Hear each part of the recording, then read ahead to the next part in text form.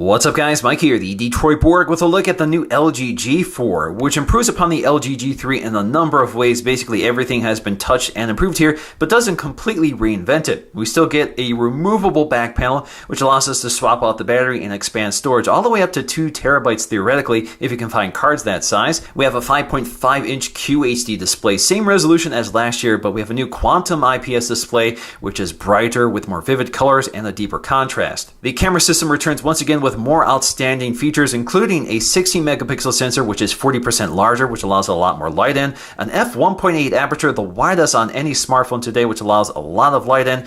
We also have the laser AF system returning once again, which is coupled with a new optical image stabilization 2.0 system, which is much improved from the previous generation, and we add a color spectrum sensor. This is a first for any smartphone today and is there to improve the white balance of your scene. Now the design is pretty familiar here. We have the sleep-wake power button on the back, surrounded by the volume up and down keys, which have dual functions, which I'll explore in this video. We have the rear-facing loudspeaker, which is 1 watt, so although it's rear-facing, it is loud and clear. On the bottom, we have a micro USB port along with a microphone and a headphone jack. On the top, we have an IR blaster for remotely controlling AV equipment, along with another microphone. And if we look along the sides, you can see that chromed plastic finish. Not a premium look here, but it does look pretty sharp, especially with all the buttons relocated to the back.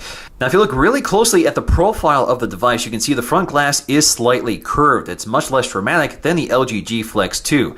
You can also see that we have this slim arc design, so it's really meant to kind of fit your hand. It feels really comfortable. It's actually very similar to the LG G3. And that couples with the very thin bezels on either side of the display, although the bezels on the top and bottom are slightly thicker from the previous generation. Now at the top of the display, you'll find a front-facing 8 megapixel camera, good for 1080p video at 30 frames per second. We also have an ambient light sensor, proximity sensor, and an LED notification light. Alright, so let's get to the unboxing of the LG G4. Now, the version I have here is not the full retail version. This is actually a review unit that LG sent out to me.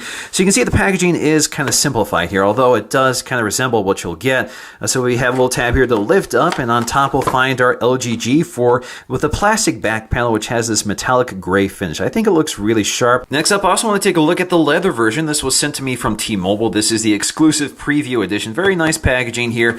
We have our specs on the back. So let's go ahead and lift the lid here. So the leather version is available in a wide variety of finishes and colors. So this is the light brown color. I think it looks really sharp. So there you go. Really nice looking with that leather stitching. That's genuine leather stitching. Now the phone itself is identical to every other LG G4. It's just this back panel that pops off and can be replaced. Now of course the thing to keep in mind with leather is that it does wear over time, so it will patina, especially toward the edges. So let's get to our accessories here, which are non-standard. Again, this is a preview edition, so I do not have a set of headphones, but I do have a USB 2.0 cable. I have the standard LG wall adapter, and we have a 3000 milliamp hour battery. Now, although my review unit does not include quick charging, the LG G4 is capable, so you can expect that at launch.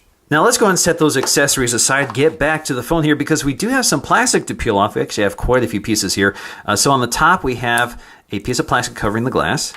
We also have lots of little pieces covering the sides of the phone. We also have a little piece of plastic covering the back keys here, so let's go and pull that off. Now to help us out, they do give us this little notch along the right side to pop off the back panel. Let's go and pull that off. Now looking at the internals of the phone, you'll see we have our micro SD card slot and micro SIM slot. They are stacked on top of each other, so you slide one in over the other. We also have our battery compartment, so let's go ahead and snap that in. We have our speaker down here. And if we take a look at the back shell actually integrates the NFC radio. Now if you pop off the back cover of the leather version, you can see the plastic is color matched to the leather. We still have our NFC radio built in.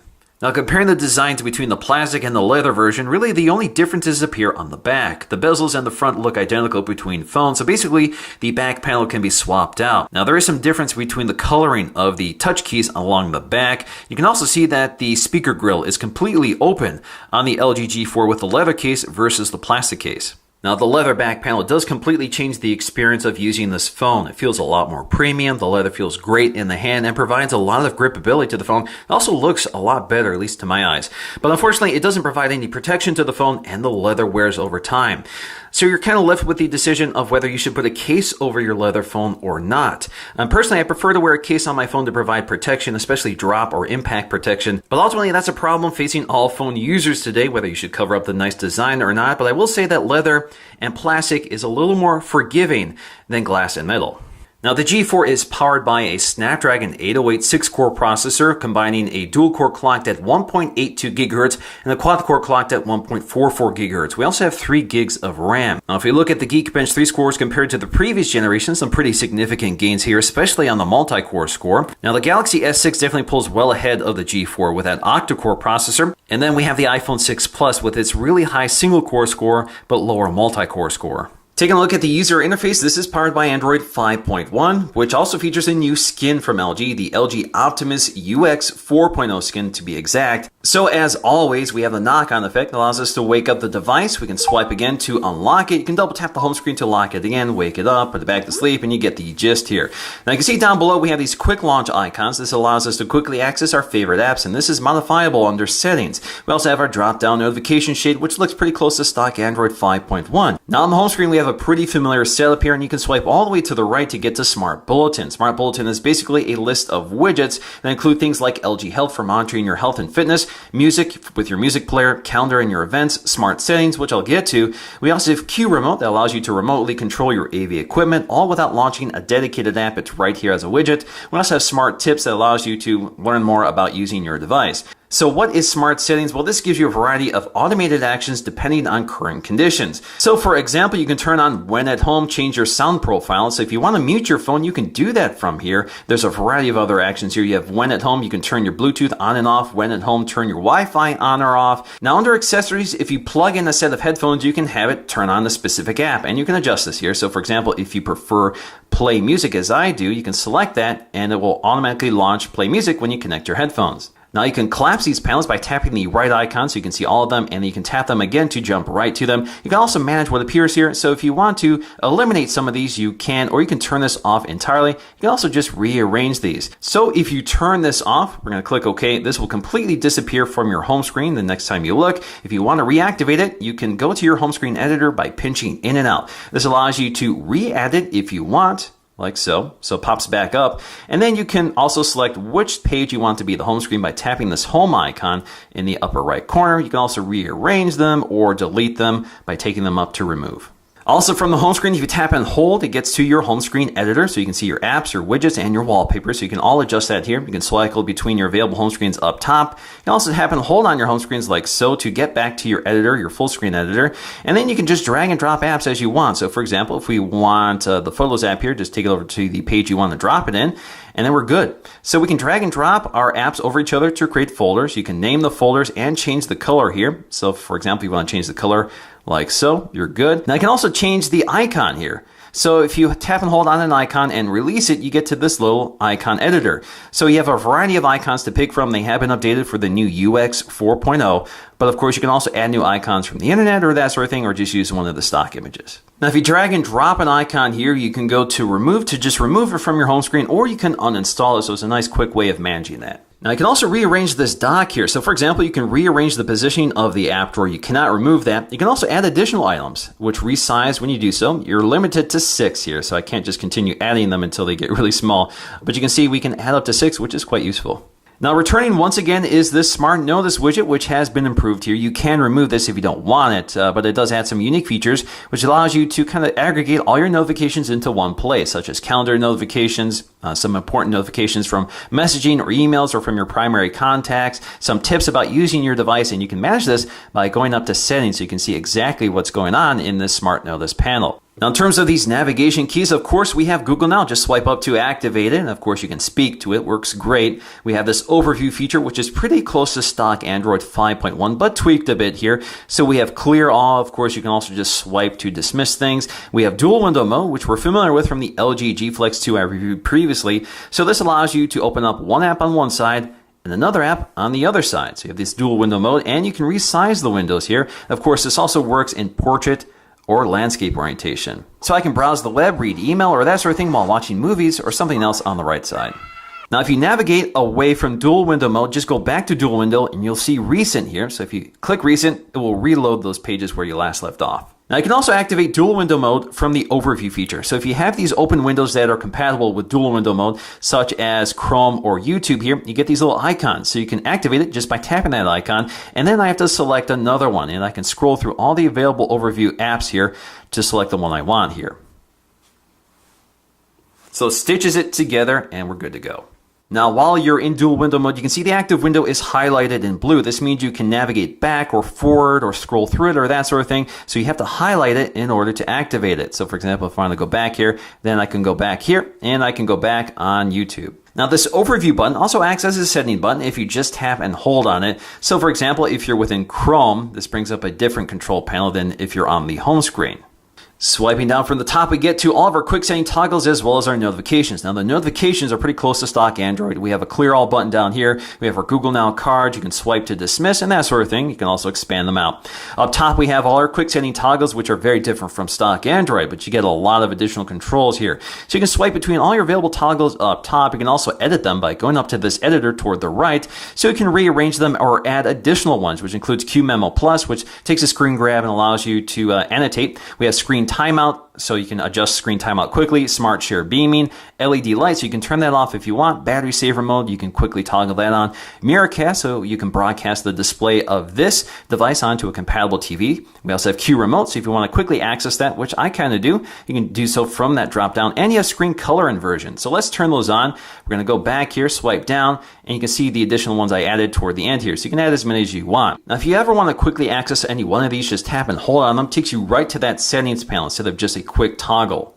So as you can see here, I've added that Q remote toggle. This allows me to quickly turn on this widget right from the drop-down notification shade, which is very useful. You can also see down here, we have our brightness controls along with these automatic modes. So we have 0%, that's as dim as it gets, 50%, 90%, 100%, and you have auto mode. We also have your volume controls, and you have your independent volume controls for all of your media. So we have quick toggles for vibrate and sound. We have our do not disturb settings, which have been separated from our volume controls here. So we have priority only, no interruptions, or all interruptions. We also have our rotation lock. We have mobile data, which you can toggle on and off, Bluetooth on and off, location services, hotspotting, syncing, NFC, you can toggle that on and off. You have your flashlight for turning on the LED on the back, which is kind of slow to activate. We have Q slide apps, which I'll get to in just a moment, airplane mode, Q remote again, that allows you to toggle that widget on and off, and color inversion. So what does that do? Well, it completely inverts the color for better visibility. So if we toggle on Q slide apps, you can see they appear down here, also in the widget panel. This allows us to quickly access them. Now I can edit these by going to the editor, so you can rearrange them just like you can with the quick setting toggles or turn certain ones on and off, but you're limited to only LG apps because it requires specific software. So how does this work? Well, for example, if you want to bring up a Q slide app such as, let's go with messaging here. It's basically a window. We're pretty familiar with this, so you can move this around. You can change the transparency or opacity. So if you want to hover this in the background without blocking what you're doing, you can, and just bring it back up to see what you're doing here. You can resize it like so. You can also snap it to the edge of the screen like so. So it hangs out on the edge of the screen out of view or without interrupting what you're doing, but is always present. You can tap on it to bring it forward. So how many can you bring up here? Well, you're limited to 2. So for example, if I'm going to bring up the phone dialer here, I'm just going to bring that up like so. We're going to snap it to the right here, and we're going to try adding something else here like email. And you can see I've reached the maximum amount. Now, if you're within an app here, like a Q slide app, you do have the option to bring up Q slide again. You just have to go to settings in the upper right. We also have one-handed operation here in this case, which you can swipe between the left hand and right hand side. Now, taking a look at the app drawer, this is quite a bit different from stock Android, but this gives you a lot more controls here. So for example, we can see all of our widgets, our apps, and you can search this if you want, but we have options up here such as view apps by either name, download date, or custom. Custom includes foldering, so you can folder apps within here, which is nice.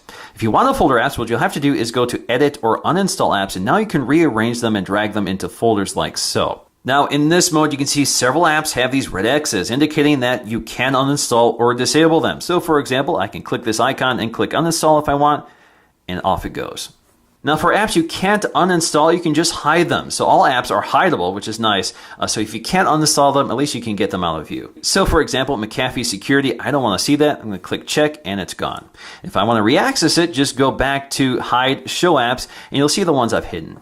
We also have the option to show large icons here. So if you go to show large icons, reformats all the icons to a larger view. Next up, let's take a look at our settings panel, which is viewable in 2 modes. We have tab view, which is here by default, so you can quickly jump to your available categories, or go to list view as I personally prefer here, which still gives you those categories, but you can quickly swipe between them.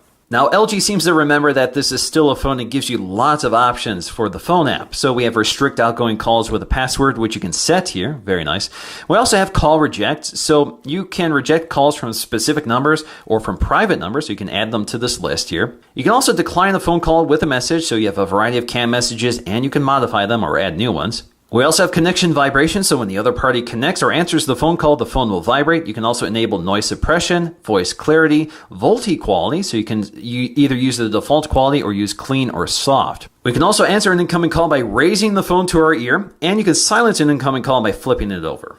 Under sound and notifications, this is where you have a variety of options such as your sound profile, your ringtones, and that sort of thing. You also have vibration strength, which you can modify either for incoming calls and notifications and vibrate on tap. Under notifications, this is where you have your do not disturb settings, which you can modify here. We also have lock screen settings, so if you don't want to see your notifications on the lock screen for better privacy, you can enable that here. Now down below is sound effects, and I think this is a really important category here because on by default is touch sound, which I think is very annoying. That's this clicking, popping sound that is system-wide. So no matter what you're touching, you hear this popping sound, which I think is very irritating. So if I want to get rid of that, go to sound and notifications, go to sound effects, and turn off touch sound. Now, kind of hidden under the display settings is your home touch buttons. So this allows you to modify these navigation keys down here. So we can change our button combination here or rearrange them. So we have additional buttons we can add. We're limited to how many we can add. We can have up to 4 at once.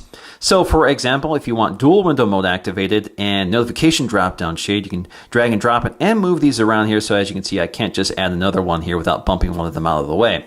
So for example, you can see I've added them so I can bring up my drop down notification shade without swiping down from the top or access dual window mode without going to the overview feature. And again, I can just rearrange these if I want. You can also change the coloring here. So if you want to change the color from black to white, you can do so. Now, another more interesting feature here is hide the home touch buttons within certain apps. So for example, if you want to hide these buttons when you're in Chrome to get a full screen view, you can do that. So for example, if I go to Chrome now, those buttons will hide. And if you want to re-access, just swipe up from the bottom. Under lock screen, this is where we can adjust our security settings. So for example, we have the standard swipe to unlock, which isn't secure, but we also have something called knock code. We're familiar with this from previous LG devices. So I'm going to click next here. So basically you can just tap in an unlock code. So I'm just going to use a standard unlock code here. Click continue, like so, confirm. And then we have to enter in a passcode in case that doesn't work. So now if I go to the lock screen and tap my code anywhere on the lock screen, it unlocks it for me. So you can see anywhere I do that, it will unlock it for me. Sometimes it doesn't register, but there you go.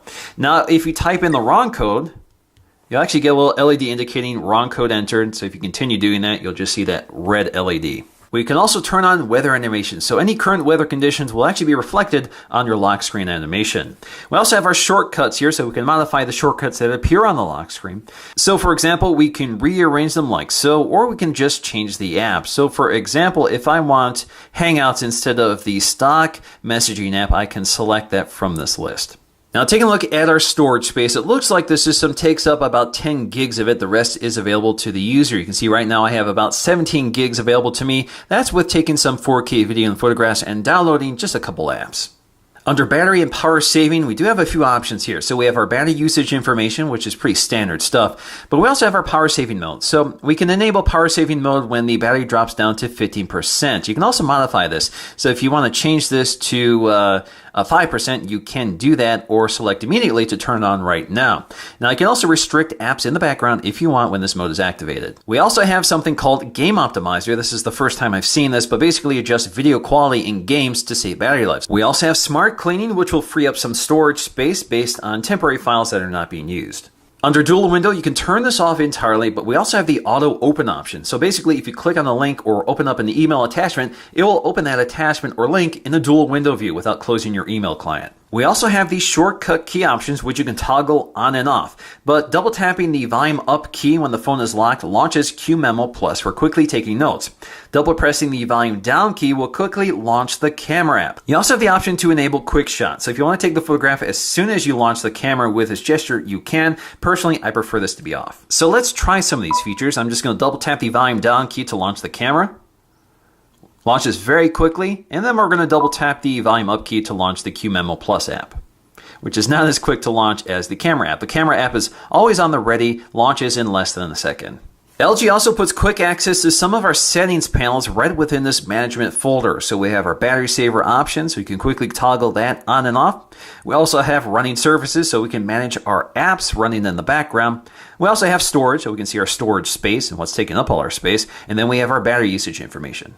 Now, if you tap and hold the power button, you get to your power on and off in airplane modes here in a unique interface, which is kind of transparent. Now, if you use LG's included messaging app, you get a pop-up view every time you receive a new notification, so you can quickly reply to them without leaving what you're doing. Now, let's take a quick look at LG's keyboard and some of its customization options. So we have keyboard height and layout. You can manually adjust the height of the keyboard here. So we can go to the maximum height if I can grab the handlebar. That's the maximum height. And then we have our minimum height, and you can restore it to your default setting like so. We can also extend the keyboard to include the numeric keys in the upper row. We have keyboard type in landscape, so if you want this more traditional keyboard layout in the top, you can select that or go with this stretched view. We also have a split keyboard, so if you use two fingers to spread the keyboard apart, you can get a split keyboard, which is more thumb reachable, maybe more comfortable to a lot of people. We also have one-handed operation, so if you want to switch between the left-hand and right-hand side, you can select that here. We can also change our keyboard theme from white by default or black as your option.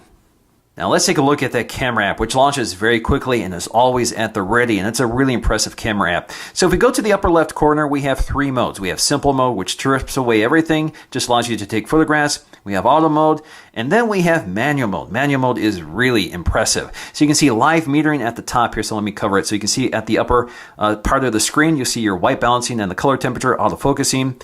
You can see your shutter speed, your ISO level. Now you can see all the metering that's going on using that laser AF system. The great thing about laser AF is that it does not need a lot of light to find focus. It's sending out its own light, which is invisible, of course. We also have our manual white balance controls, so you can manually balance these, and you get live feedback. We have manual focus, so you can manually focus your camera. Very cool. We also have our exposure compensation, ISO levels, our shutter speed, and our auto exposure or auto exposure lock, which allows you to lock in exposure. Now, if you're in manual mode, you have the option to record in JPEG or JPEG plus RAW. So you can get RAW images recorded with this camera, which is very nice, especially for photographers. And this camera is definitely capable of some impressive imagery. Now, you can pinch in and out to zoom out on your image, and it will focus pretty quickly. You can snap your photograph. You can also record video. And while you're recording in 4K, you lose the ability to take photographs here, but you can tap anywhere on the scene to adjust exposure and focus. And of course, you have continuous autofocusing. Now, under settings, we have our aspect ratio for photographs, so you can select either 4:3, 16:9, or 1:1. For video, you have UHD or Ultra HD, Full HD, HD, or slow-mo. So if you want to record in slow-mo, that is here as well. We also have voice prompts, so you can turn this on and off, but basically, this will tell you exactly what the voice prompts are, but you can say something like, smile. Takes the photograph for you. Another neat feature here with manual mode is this leveling indicator. So this allows you to find a level for your shot. Now you can turn this off under settings. So if you don't want that, you can turn this off, and you can turn on the grid view if you prefer that. Now to get to the front-facing camera, just swipe up on the screen, takes you right to the front-facing camera, or you can get back really quickly too. Now if you tap and hold the show to release, you can actually take 4 selfies at once, and it gives you some time to repose for the shot and that sort of thing. Now you have something called gesture shot with the front-facing camera. One of them we're pretty familiar with, so if you raise your hand in front of the camera, make a fist, gives you a little countdown and snaps the photograph. So in terms of stills, you get really sharp and accurate colors, good exposure, and it's able to find focus really quickly, and the camera app just launches right away. It's always available for you, so you can easily take those images anytime you need to. Now, where this camera really stands out above the crowd is in low light performance, and we have a lot of things going on here to make that happen. So we have a laser AF system that doesn't need a light to find focus, so it's able to find focus quickly and accurately in all lighting conditions. We have an f1.8 aperture that lets a lot of light in. We have a larger sensor that's more sensitive to low light without noise. We also have improved optical image stabilization, so longer exposures come out more clearly. And we have the first smartphone with a color spectrum sensor, so it's able to read both RGB light and IR light, which makes it effective, especially in low light conditions. So overall, low light images come out really sharp and clear. Most low light images lose a lot of detail as it over-processes to compensate for exposure, but in this case, this camera is able to do a lot more within the sensor and within the hardware. Now, because they've eliminated the dual-tone LED from last year, the LED light isn't very good looking here. It's very unnatural, but of course, with this sensor, you probably don't want to use it at all. Now in terms of video, we really benefit from the optical image stabilization and the laser AF system. So we do have continuous AF, although it isn't the smoothest AF system out there, but it is pretty quick and accurate. In terms of quality, it's superb here. Great handheld video.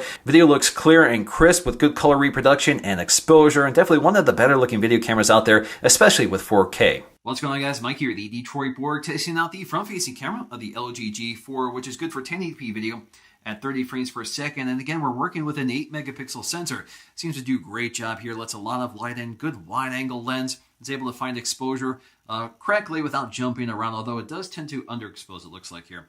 But again, a nice natural looking video. So I'm pretty impressed overall, and really good audio pickup as well. Now, although both the G4 and the G3 share the same screen specs, the same resolution, and the same screen size, the G4 is noticeably brighter with deeper contrast, so colors look a little more vivid. Whites look a little cooler, and the backlighting is much more even, although it doesn't look as sharp as the LG G3, which I think over-sharpened the resolution a bit. Now let's take a listen to the rear-facing speaker, which is pretty much identical to the LG G3.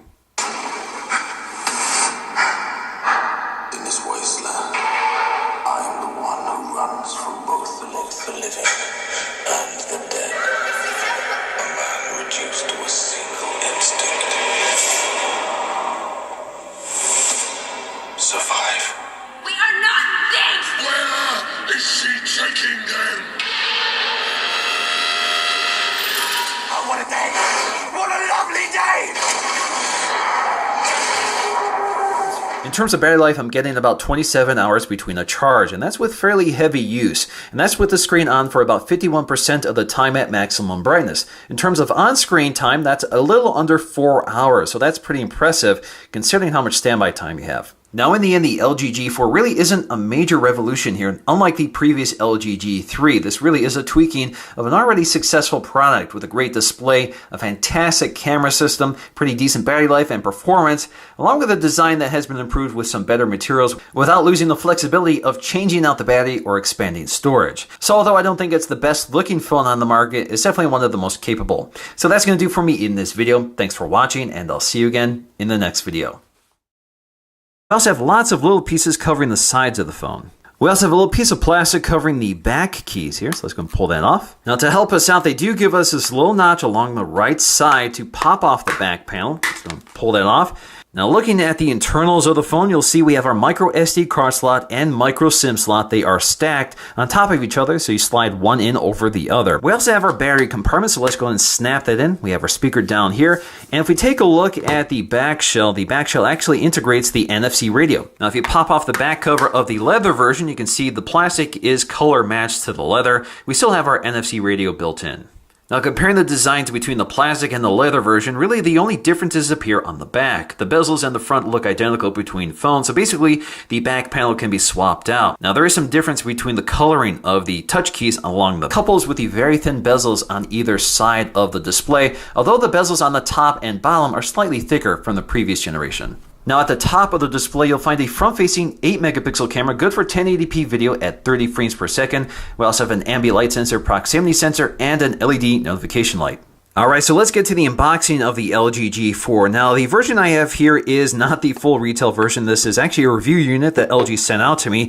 So you can see the packaging is kind of simplified here, although it does kind of resemble what you'll get.